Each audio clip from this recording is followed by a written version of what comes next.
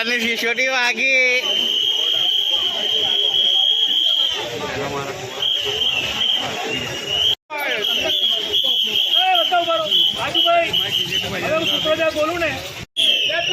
ચંદ્રકાંત શ્રીવાસ્તવ તેમજ કાઉન્સિલરો અને તમામ હોદ્દેદારો અત્યારે સીટી વગાડતા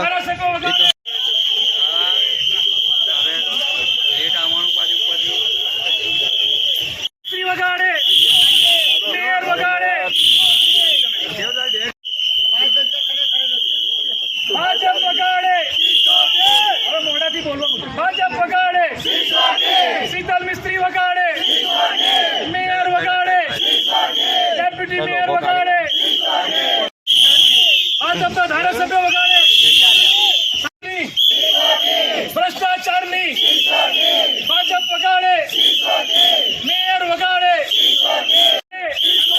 ડેપ્યુટી મેયર વગાડે, ભાજપના કોર્પોરેટરો વગાડે, ભાજપના ધારાસભ્ય વગાડે, ભ્રષ્ટાચારની सांसद वगाड़े, भ्रष्टाचार नहीं।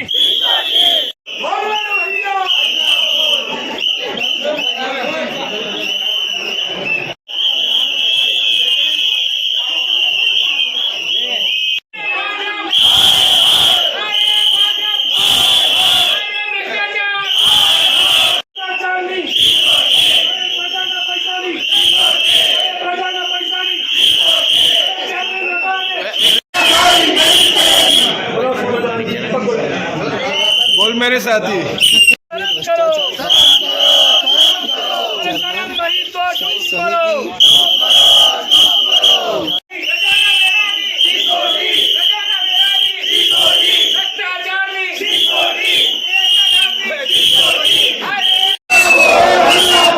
आगे वाला हल्ला बोल, अरे भाजपा के खिलाफ हल्ला बोल,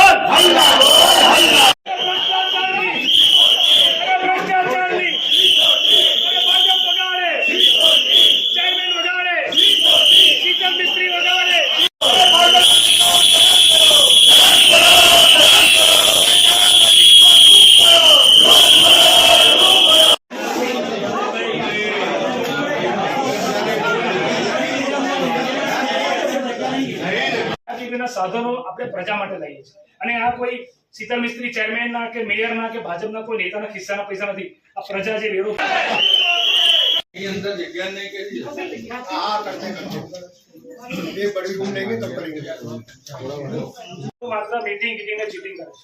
અગાઉ ગયા વર્ષે વડોદરાને પાણીમાં ડૂબાડ્યું. આપણા ફાયર બ્રિગેડની જે બોટ પડી હતી સાહેબ, પ્રજા માટે બોટ વાપરવામાં નહીં, ધૂળ ખેંચી હતી.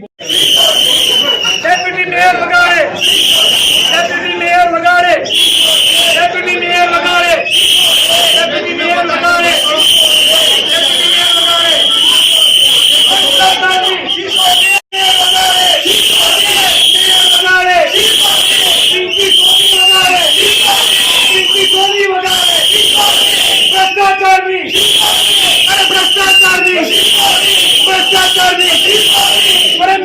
માંગણી એવી છે કે જો કમિશનર સાહેબ પાસે સત્તા છે, આ એક અર્ધ સરકારી સંસ્થા છે અને સ્ટેન્ડિંગ કમિટી જે છે ઇલેક્ટેડ બોડી, એ લોકોની મિટિંગમાં જે ભાજપના કાર્યાલયથી જે આદેશ આવે છે એ લોકોને હજારો કરોડના ટેન્ડર આપી દેવામાં આવે છે અને આ પણ જે ફાયર બ્રિગેડના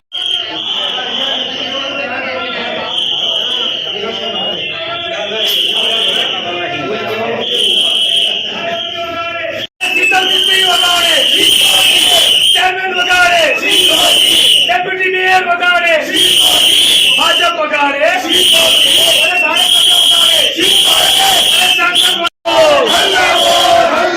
अरे भाजप के खिलाफ हल्ला बोल, बोल मेरे भैया हल्ला बोल, अरे डेप्यूटी मेयर के खिलाफ हल्ला बोल, अरे करप्टेड चेयरमैन के खिलाफ हल्ला बोल, अरे बोल ने साथी हल्ला बोल. ભ્રષ્ટાચાર કર્યો છે એ જાણી જોઈને આયોજનપૂર્વકનો ભ્રષ્ટાચાર છે અને સ્ટેન્ડિંગ કમિટીને બરખાસ્ત એટલા માટે કરવી જોઈએ કે આ કામ ઉપર એક પણ જાતની ચર્ચા કર્યા વગર સીધી એમણે મંજૂરી આપી દીધી છે. સાહેબ વિચારો તમને અમે અભિનંદન આપીએ છીએ કે આપને આની તપાસ સોંપી હતી, આપણે નિષ્ઠાપૂર્વક તપાસ કરી. 2 ટાઈમ પીવાનું ચોખ્ખું પાણી ના મળે, બધે ભ્રષ્ટાચાર, થાકી ગયા છે, પણ પબ્લિક કંટાળી ગઈ છે અને આપણા કેટલા બધા અધિકારીઓ પણ આવા સંડોવાલ આવે છે. ત્યારે આપને મારી વિનંતી છે કે કમિશનર સાહેબના તરફથી અમે આપને આવેદનપત્ર આપીએ છીએ.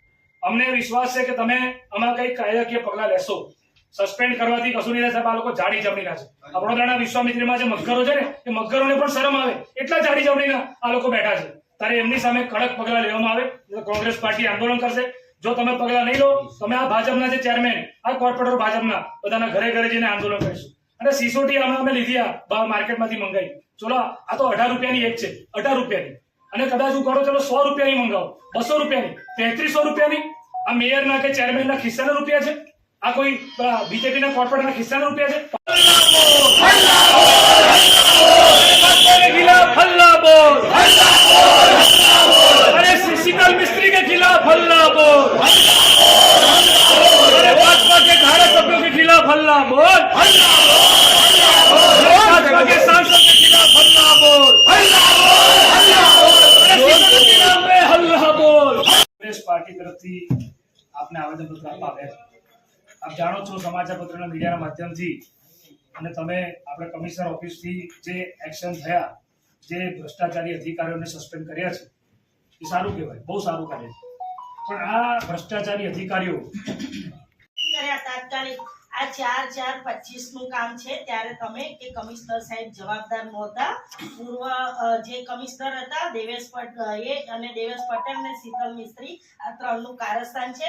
મનોજ પાટીલનું સ્કાયલેબ જાણે સભાની અંદર હું બોલતી હતી કે મહારાષ્ટ્રથી સીધું સ્કાયલેબ મનોજ પાટીલના નામનું વડોદરા શહેરના લોકોના જાનના જોખમ ઉપર મૂકવામાં આવ્યું છે. પ્રજાએ આ લોકો પર વિશ્વાસ મૂકીને અમને સત્તામાં બેસાડ્યા. વિશ્વાસઘાત કરવા માટે નતા બેસાડ્યા, ભ્રષ્ટાચાર કરવા માટે નતા બેસાડ્યા, પરંતુ આ લોકોએ ભ્રષ્ટાચાર કર્યો છે, વિશ્વાસઘાત કર્યો છે. સ્ટેન્ડિંગ કમિટી ડિસોલ્વ થવી જોઈએ. અને આ જે અધિકારીઓ છે, અમે સાહેબ જેલના ફોજદારી ગુનો દાખલ કરો, જેલના સળિયા પાછળ એક ઉદાહરણ કરો સાહેબ વડોદરા શહેરમાં. કારણ કે વડોદરાની પ્રજાને અને બહુ સીધો સાદો સિમ્પલ ઉભો રહે, લોકોને દયા આવે એવી રીતે લોકો ઉભો રહે ચૂપચાપ, અને કરપ્શન એવું કરે કે લોકોને છોડાઈ દે. આ વ્યક્તિ આ કોર્પોરેશનમાં જોઈએ નહીં. મારા સિવાય કોઈ બોલ્યું નથી. તે કઈ રીતે ભરતી થઈ છે? દિવેશ પટેલની ભરતી જ્યારે થઈ ત્યારે કોર્ટમાં કેસ ચાલતો, કોર્ટમાં કેસ ચાલતું હોય.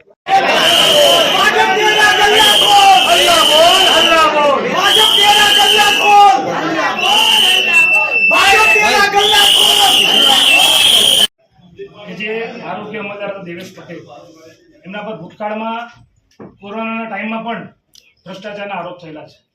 વડોદરા શહેરમાં જે સ્મશાનનું આખું જે તૂટ ઊભું કર્યું ને, સ્મશાનમાં જે ભ્રષ્ટાચાર લાયા છે ને, એ દેવેશ પટેલનો આઈડિયા હતો.